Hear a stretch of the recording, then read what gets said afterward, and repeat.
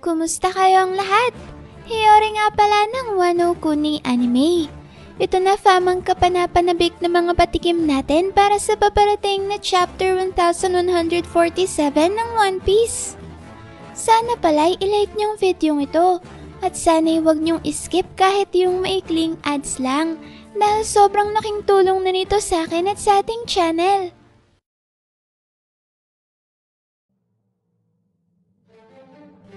Ang chapter na to fam ay pinamagatang Things That We Fear. Kung mapapansin natin ay halos kaparehong-kapareho ito ng title ng chapter 1142 na The Things I Find Scary, kung saan naman unang pinakita ang kakayahan ng Holy Knight na si Saint Killingham na bigyan ng buhay ang mga pinakakinatatakutang bagay ng mga batang giants. So far fam, base sa nilalaman ng mga pasilip natin para sa paparating na chapter, ay wala namang nabanggit na laban na kinabibilangan ni Saint Killingham at tanging ang Holy Knights na sina Saint Summers at Gangko lamang ang sinabi na nakipaglaban sa chapter na to. Siguro ay sa iba pang bagay nagkaroon ng pagkakapareho ang chapter 1147 at chapter 1142 at maya-maya lang ay baka mas mabigyan pa ng linaw kung bakit halos pareho ang pamagat ng dalawang chapters sa oras na mapag-usapan na natin ang mga nilalaman ng mga patikim ng chapter 1147.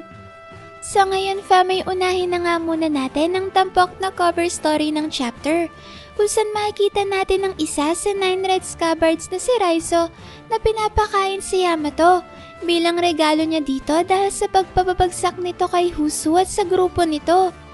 Medyo nakakadismaya lang ang mga scabbards ni Oden fam dahil kinailangan pa nila ang tulong ni Yamato para lang mapatumba si Husu na siyang nag-iisang grupo na kalaban ngayon ng Wano.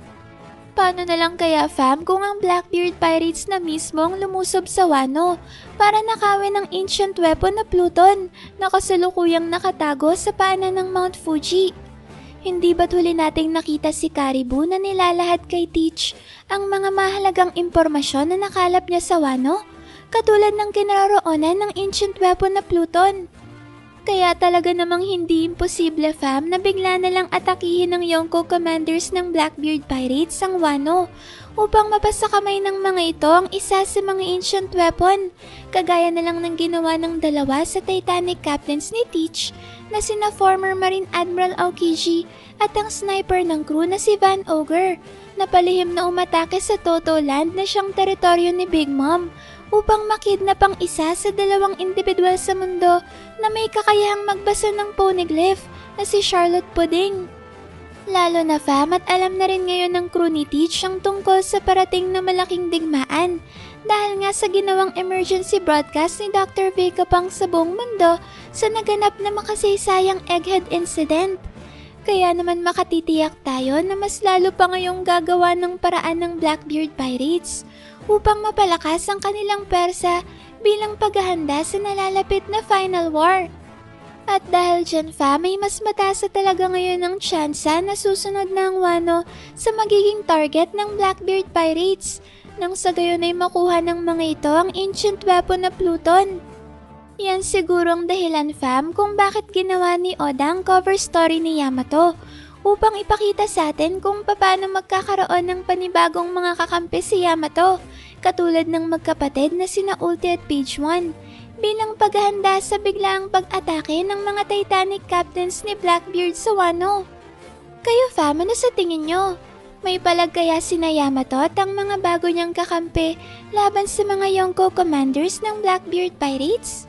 Sino pa kaya ang maaring maging kakampi na sasali sa grupo ni Yamato at kanyang magiging mga tagasunod katulad ni na Ulti at Page 1?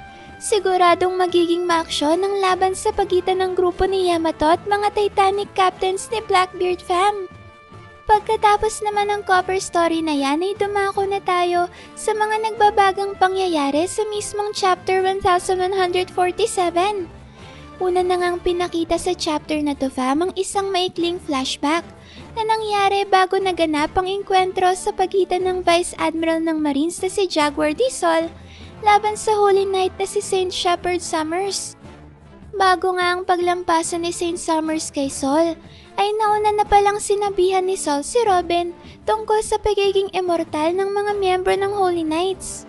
Dito ay dinetalye ni Sol na mahirap nga raw labanan ng mga Holy Knights dahil hindi nila napipinsala ang mga ito, kaya talaga namang imposible na sila ay kanilang matalo. Yan ang dahilan fam kung bakit mas pinili na lang ni Sol na magtago sa kanyang balbas sina Robin at Chopper, nang sa gayon ay makahanap sila ng paraan at tamang tiyempo kung kailan nila maaaring mailigtas ang mga batang giants.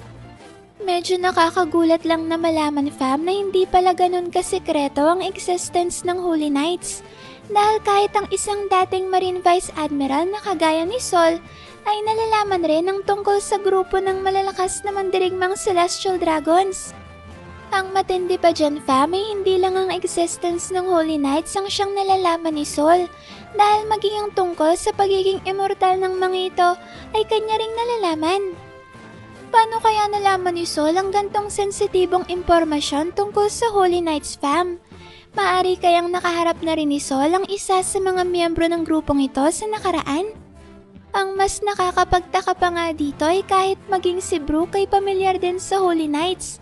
Kaya ang astig siguro kung ipakita sa atin ni Oda ang flashback kung paano nalaman ni Brook ang tungkol sa pinakamalakas na grupo ng Celestial Dragons at kung dati na rin ba siyang nagkaroon ng interaksyon sa mga to.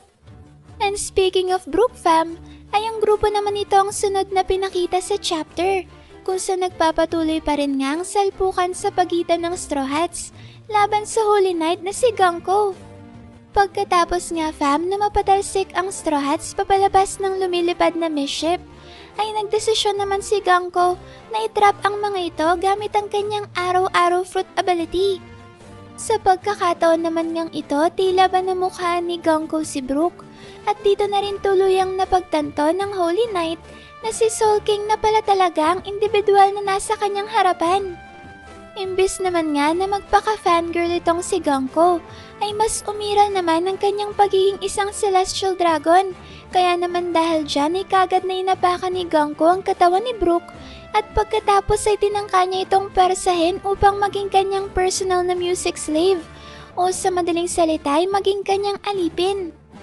At katulad nga fam ng inaasahan natin sa mga miyembro ng Straw Hat Crew, ay naging matibay ang paninindigan ni Brook, at buong loob siyang tumanggi sa alok ni Ganko na sinasabing hinding-hindi siya maaring maging alipin ng isang Celestial Dragon dahil nanumpa siya ng kanyang katapatan kay Luffy.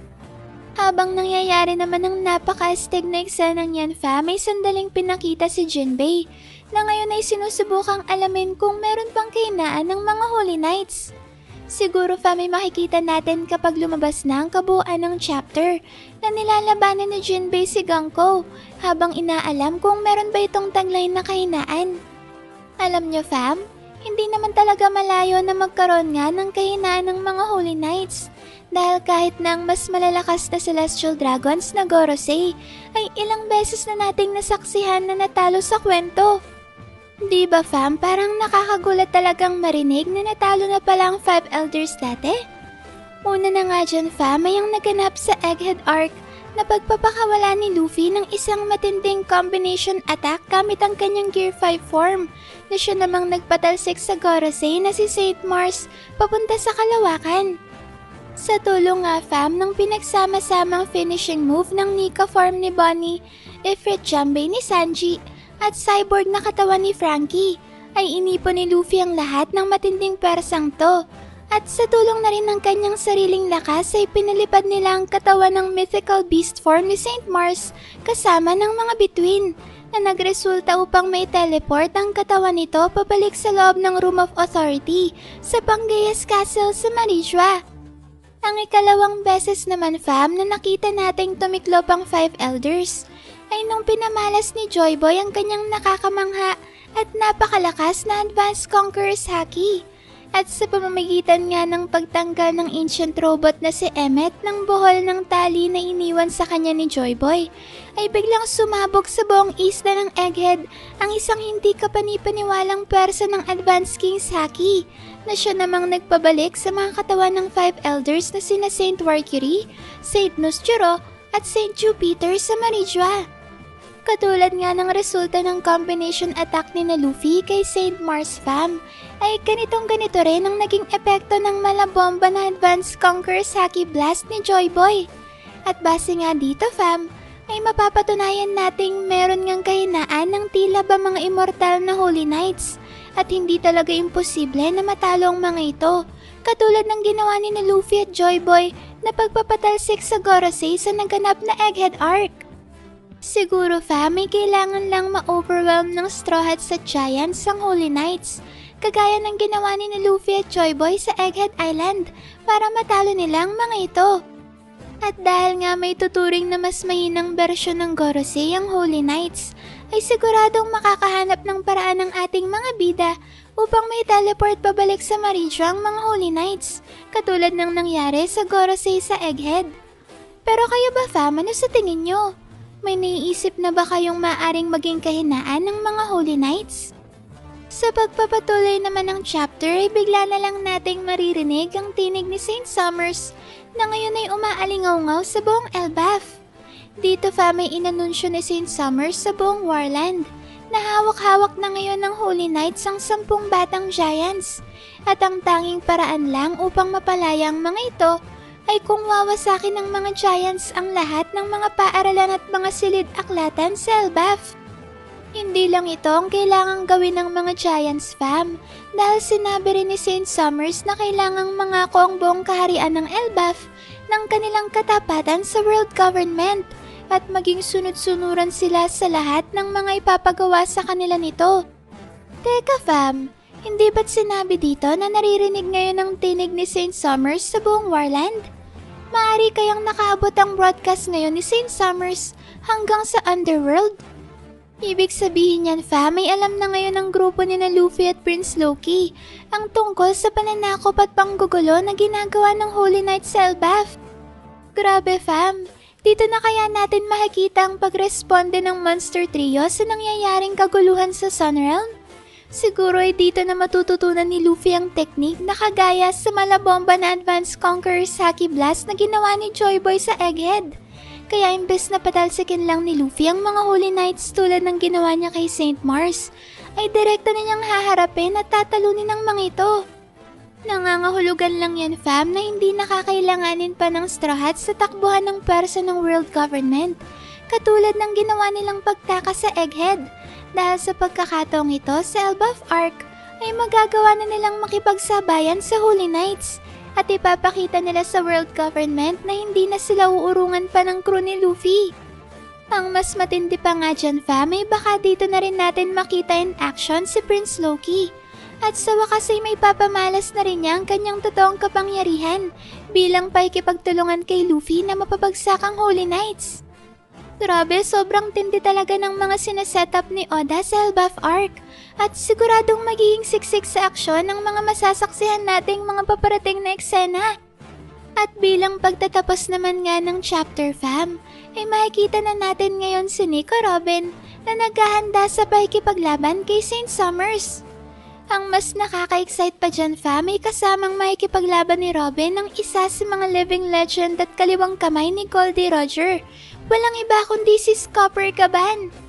Tamang narinig nyo fam, sasali na nga si Gaban sa pakikipaglaban sa Holy Knights.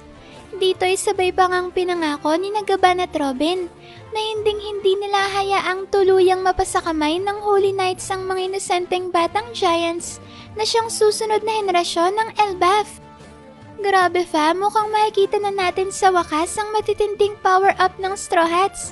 Dahil ngayon ay kaharap na nila ang isa sa pinakamalakas na grupo ng world government na Holy Knights. Ano sa tingin niyo fam? Matuklasan na nga kaya ng Straw Hats ang kahinaan ni na Saint Summers at Ganko? Sino naman kaya ang makakaharap ni Saint Killingham? Kayo na lang rin palang bahala fam na mag-comment dyan sa baba kung ano bang masasabi nyo sa napaka-exciting na chapter na to. Maraming salamat fam sa solid at walang sawa niyong pagsuporta sa akin at sa ating channel. Sana'y palagi kayong ligtas at nasa mabuting kalagayan. Mag-ingat kayo palagi. See you on our next video and stay good fam!